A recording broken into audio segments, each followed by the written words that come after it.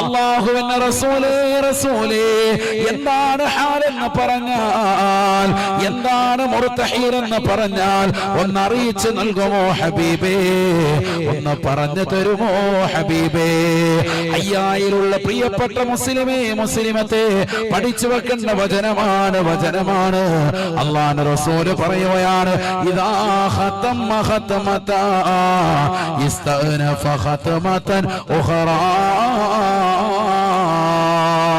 ഈ ദുനിയാവിൽ പരിശുദ്ധമാക്കപ്പെട്ടതായ ഖുർആൻ ഓതിക്കൊണ്ട് നിലകൊണ്ടതായ ഏതൊരു സഹോദരനുണ്ടോ സഹോദരിയുണ്ടോ, പരിശുദ്ധമായ ഖുർആൻ തുടക്കം മുതൽ തുടങ്ങി വെച്ച് അതിന്റെ അവസാനം വരെ പൂർത്തീകരിച്ച് വീണ്ടും തുടങ്ങി വെക്കുന്നതായ പ്രവർത്തനമാണ്.